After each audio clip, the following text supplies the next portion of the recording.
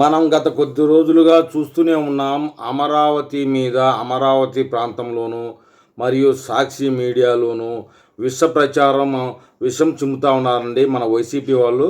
అయితే ఇప్పుడు మనకు కొత్తగా లేటెస్ట్‌గా తెలిసిన విషయం ఏంటంటే, అమరావతి ప్రాంతంలో కూడా వైసీపీ సానుభూతి పరులు, కులపిచ్చి కలిగిన వాళ్ళు, కాస్త మతపిచ్చి కలిగిన వాళ్ళు కూడాను రాజధాని మీద విషం చిమ్ముతా ఉండారు.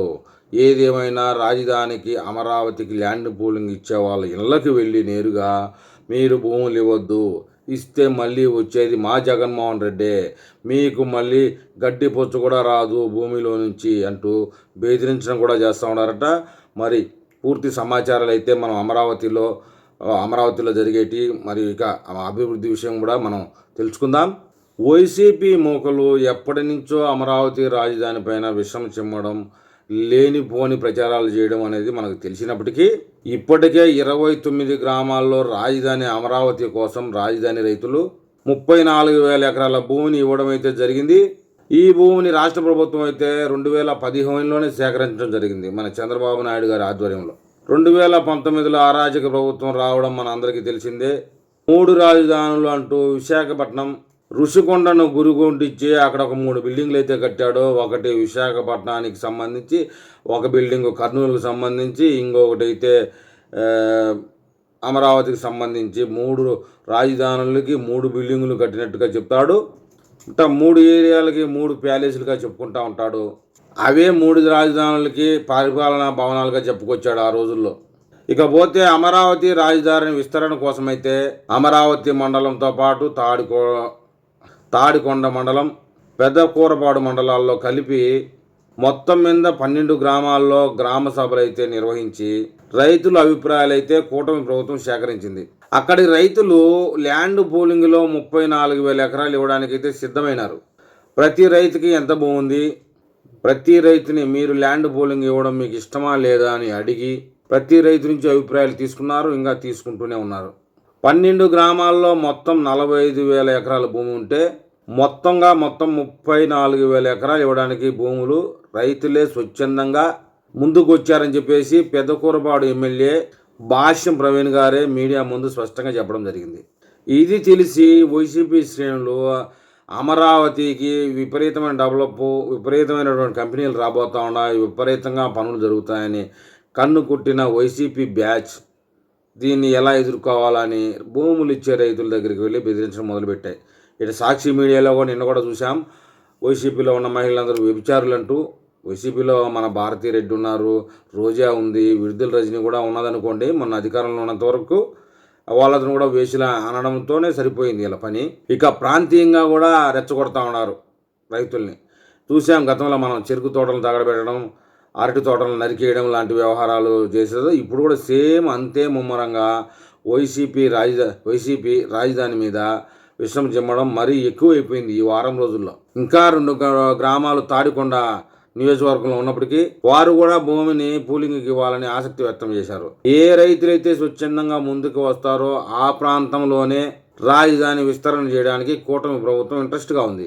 మేము భూములు ఇవ్వం, మాకు ఇంట్రెస్ట్ లేదు అనే దగ్గర ప్రభుత్వం కూడా ఆ ప్రాంతాన్ని పెద్దగా ఇంట్రెస్ట్ పడడం లేదు. ఎందుకంటే వ్యతిరేకంగా బలవంతంగా చేయడం అయితే ప్రభుత్వానికి ఇష్టం లేదు. పెద్దపడిమి, పెదకాకాని, కంతేరు, కుప్రావూరు ఈ ప్రాంతాల్లో ప్రభుత్వం అయితే తీసుకోవాలని ఈ ప్రాంతంలో భూముల్ని చూసింది, కానీ ఆ భూములో మెజారిటీ భాగం ఎక్కువ ఇవ్వడానికి ఇంట్రెస్ట్ లేకపోవడం చేత ఆ ప్రాంతం మీద ఇంట్రెస్ట్ వదిలేసింది ప్రభుత్వం. అందుకోసంగానే పల్నాడు జిల్లాలోకి అమరావతి రాజధాని చొచ్చుకోబోతా ఉంది.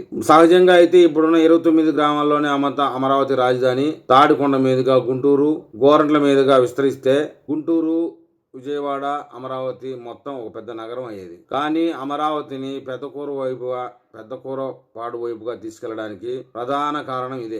ల్యాండ్ పూలింగ్లో భూములు ఇవ్వడానికి ఎవరైతే రైతులు ముందుకు వస్తారో వారిని ప్రభుత్వం సంప్రదించి వారి అభిప్రాయాన్ని తీసుకుని అయితే గనక ఇక్కడే మొదలైంది. తాజాగా వైసీపీ నేతలు లోకల్గా విష ప్రచారం మొదలుపెట్టారు. మేము భూములు ఇవ్వము అంటూ కొన్ని గ్రామాల్లో కరపత్రాలు పంచుతున్నారు. కలెక్టర్లకి, తహసీల్దారులకి కూడా వినతి పత్రాలు ఇస్తా ఉన్నారు. ప్రభుత్వం బలవంతంగా భూములు గుంజుకుంటా ఉంటే మీరు వినపత్రాలు ఇవ్వాలి, కరపత్రాలు పంచాలి.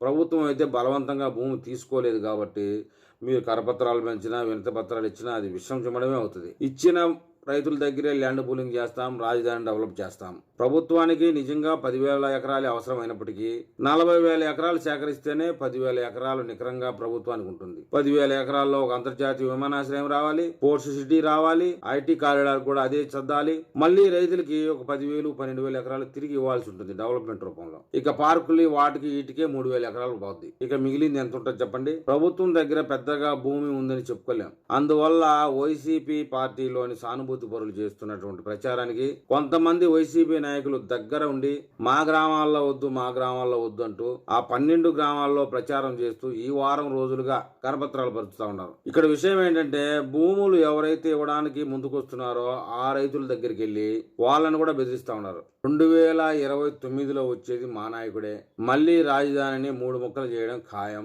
అసలు ఆంధ్రప్రదేశానికి రాజధాని అవసరమే లేదనే మా అభిప్రాయం అనే పైశాచిక ఆనందంలో వైసీపీ శ్రేణులు కుట్టుమిట్టాడుతున్నాయి. ఖచ్చితంగా కొంతమంది రైతులు భయాందోళనకు గురవడం చూస్తూనే ఉన్నాం. ఈ విషయాన్ని రాష్ట్ర ప్రభుత్వం దృష్టికి తీసుకువెళ్ళిన మన రాష్ట్ర ప్రభుత్వము ఈ యొక్క ఇలాంటి చర్యల మీద స్లో అనే చెప్పాలి. నిన్నగాక మొన్న 3 రోజులు అవుతుంది సాక్షి మీడియాలో అమరావతి మహిళలపై విషం చిమ్మి ఇంతవరకు చర్య లేదు. దీని విషయం మనం మాట్లాడుకోవడం వేస్ట్. ప్రభుత్వం ఏమో దీని మీద సీరియస్ గానే ఉందని చెప్తారు. కొంతమంది రైతులందరినీ సమావేశపరిచి రాబోయే రోజుల్లోనే గ్రామాల్లో ఎలాంటి అభివృద్ధి చేయబోతున్నారు అన్న విషయం ఒక క్లారిటీ అయితే ఇవ్వబోతా ఉన్నారు. నెక్కల్లు అనంతపురం సమీపంలో గూగుల్ క్యాంపస్ వస్తుందని మనం ముందే చెప్పుకున్నాం. అది కొత్తగా తీసుకోబోయే ల్యాండ్ పూలింగ్ భూములు కూడా అతి సమీపంగా ఉంటుంది. అంతర్జాతీయ విమానాశ్రయము, ఐటీ కారిడార్ గాని వస్తే గ్రామాల రూపురేఖలే మారిపోతాయి.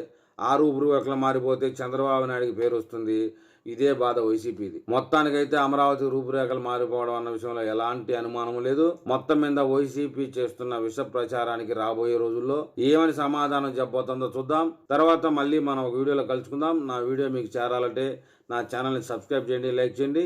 మీరు నాకు ఏదైనా తెలపాలనుకుంటే కామెంట్ రూపంలో తెలపండి.